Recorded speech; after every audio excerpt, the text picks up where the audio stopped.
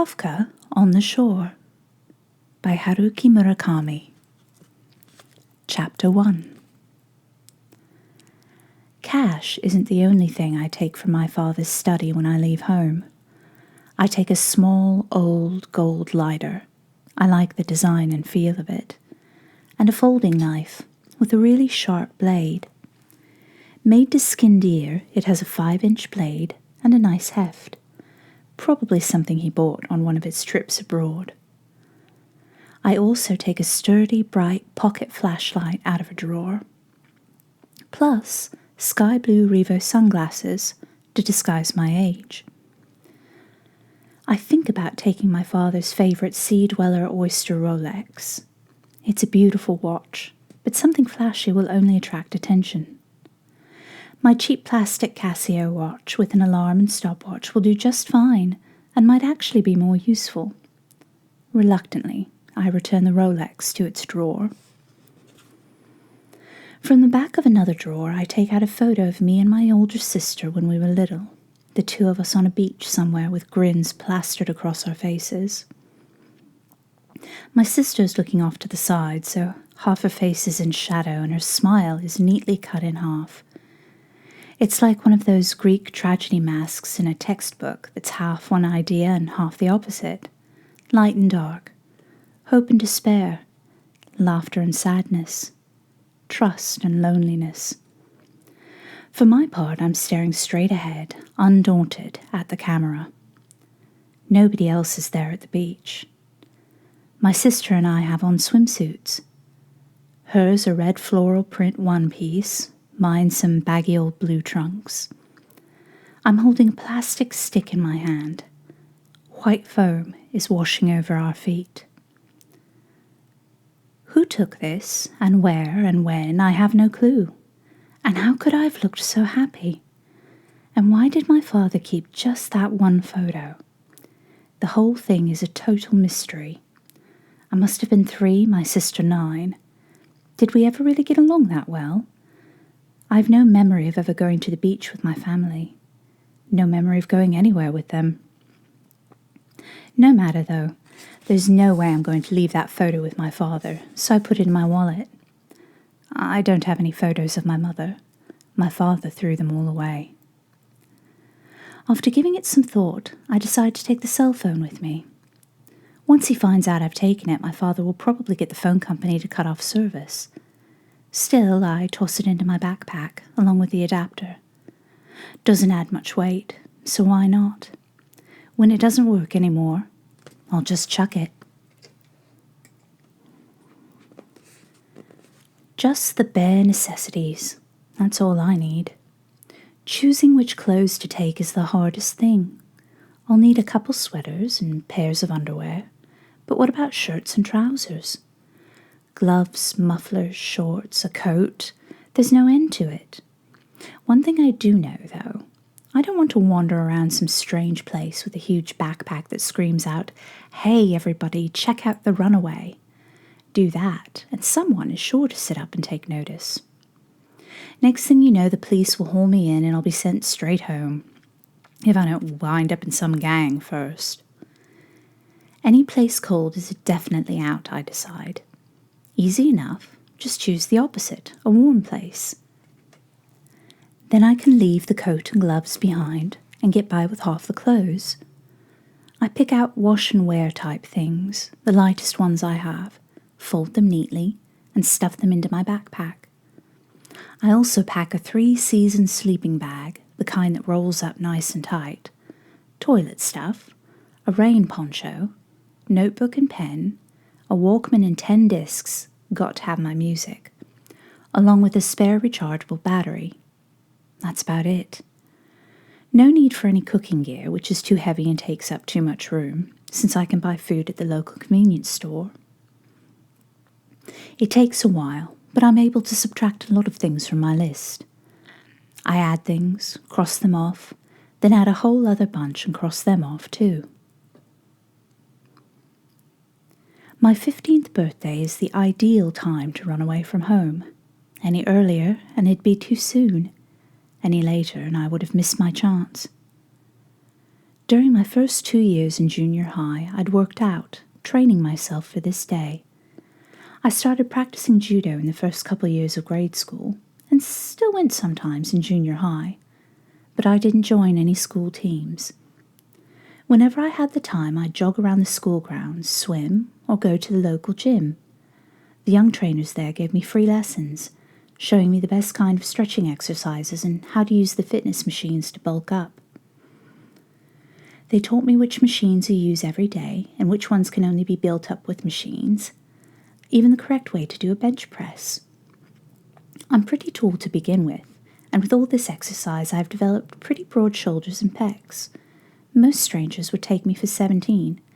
If I ran away looking my actual age, you can imagine all the problems that would cause.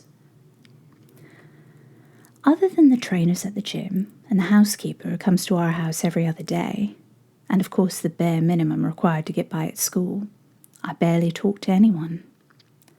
For a long time, my father and I have avoided seeing each other. We live under the same roof, but our schedules are totally different. He spends most of his time in his studio, far away, and I do my best to avoid him. The school I'm going to is a private junior high for kids who are upper class, or at least rich. It's the kind of school where, unless you really blow it, you're automatically promoted to the high school on the same campus. All the students dress neatly, have nice straight teeth, and are boring as hell. Naturally, I have 0 friends. I've built a wall around me, never letting anybody inside and trying not to venture outside myself. Who could like somebody like that? They all keep an eye on me from a distance. They might hate me or even be afraid of me, but I'm just glad they didn't bother me, because I had tons of things to take care of, including spending a lot of my free time devouring books in the school library. I always paid close attention to what was said in class, though, just like the boy named Crow suggested. The facts and techniques or whatever they teach you in class isn't going to be very useful in the real world, that's for sure. Let's face it, teachers are basically a bunch of morons. But you've got to remember this. You're running away from home. You probably won't have a chance to go to school anymore, so like it or not, you better absorb whatever you can while you've got the chance. Become like a sheet of blotting paper and soak it all in. Later on, you can figure out what to keep and what to unload. I did what he said, like I almost always do. My brain like a sponge, I focused on every word said in class and let it all sink in, figured out what it meant, and committed everything to memory. Thanks to this, I barely had to study outside of class, but always came out near the top on exams. My muscles were getting hard as steel, even as I grew more withdrawn and quiet. I tried hard to keep my emotions from showing, so that no one, classmates and teachers alike, had a clue what I was thinking. Soon I'd be launched into the rough adult world, and I knew I'd have to be tougher than anybody if I wanted to survive. My eyes in the mirror are cold as a lizard's, my expression fixed and unreadable. I can't remember the last time I laughed or even showed a hint of a smile to other people, even to myself. I'm not trying to imply I can keep up this silent, isolated facade all the time. Sometimes the wall I've erected around me comes crumbling down. It doesn't happen very often, but sometimes, before I even realize what's going on, there I am, naked and defenseless and totally confused. At times like that, I always feel an omen calling out to me, like a dark, omnipresent pool of water. A dark, omnipresent pool of water. It was probably always there, hidden away somewhere, but when the time comes, it silently rushes out, chilling every cell in your body. You drown in that cruel flood, gasping for breath. You cling to a vent near the ceiling, struggling, but the air you manage to breathe is dry and burns your throat. Water and thirst, cold and heat, these supposedly opposite elements combine to assault you. The world is a huge space, but the space that will take you in, and it doesn't have to be very big, is nowhere to be found. You seek a voice, but what do you get? Silence. You look for silence, but guess what? All you hear over and over and over is the voice of this omen. And sometimes this prophetic voice pushes a secret switch hidden deep inside your brain. Your heart is like a great river after a long spell of rain spilling over its banks. All signposts that once stood on the ground are gone, inundated and carried away by that rush of water. And still the rain beats down on the surface of the river. Every time you see a flood like that on the news, you tell yourself, that's it. That's my heart. Before running away from home, I wash my hands and face, trim my nails, swab out my ears, and brush my teeth. I take my time, making sure my whole body's well scrubbed. Being really clean is sometimes the most important thing there is. I gaze carefully at my face in the mirror. Genes I'd gotten from my father and mother, not that I have any recollection of what she looked like, created this face. I can do my best to not let any emotions show, keep my eyes from revealing anything, bulk up my muscles, but there's not much I can do about my looks. I'm stuck with my father's long, thick eyebrows and the deep lines between them. I could probably kill him if I wanted to. I'm sure strong enough, and I can erase my mother from my memory. But there's no way to erase the DNA they passed down to me. If I wanted to drive that away, I'd have to get rid of me. There's an omen contained in that, a mechanism buried inside of me. A mechanism buried inside of you. I switch off the light and leave the bathroom. A heavy, damp stillness lies over the house. The whispers of people who don't exist, the breath of the dead. I look around, standing stock still, and take a deep breath. The clock shows 3 p.m., the two hands cold and distant.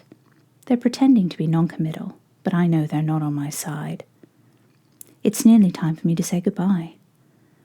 I pick up my backpack and slip it over my shoulders. I've carried it any number of times, but now it feels so much heavier. Shikoku, I decide. That's where I'll go. There's no particular reason it has to be Shikoku, only that studying the map I got the feeling that's where I should head. The more I look at the map, actually every time I study it, the more I feel Shikoku tugging at me. It's far south of Tokyo, separated from the mainland by water, with a warm climate.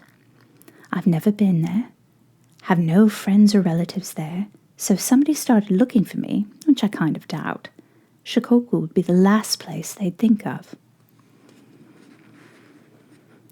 I pick up the ticket I'd reserved at the counter and climb aboard the night bus. This is the cheapest way to get to Takamatsu, just a shade over $90. Nobody pays me any attention, asks how old I am, or gives me a second look. The bus driver mechanically checks my ticket. Only a third of the seats are taken. Most passengers are traveling alone like me, and the bus is strangely silent. It's a long trip to Takamatsu, 10 hours according to the schedule, and we'll be arriving early in the morning. But I don't mind. I've got plenty of time. The bus pulls out of the station at 8, and I push my seat back. No sooner do I settle down than my consciousness, like a battery that's lost its charge, starts to fade away, and I fall asleep. Sometime in the middle of the night, a hard rain begins to fall. I wake up every once in a while, part the chintzy curtain at the window, and gaze out at the highway rushing by. Raindrops beat against the glass, blurring streetlights alongside the road that stretch off into the distance at identical intervals, like they were set down to measure the earth. A new light rushes up close and in an instant fades off behind us. I check my watch and see it's past midnight. Automatically shoved to the front, my 15th birthday makes its appearance. "Hey, happy birthday," the boy named Crow says. "Thanks," I reply. The omen is still with me, though, like a shadow. I check to make sure the wall around me is still in place. Then I close the curtain and fall back asleep.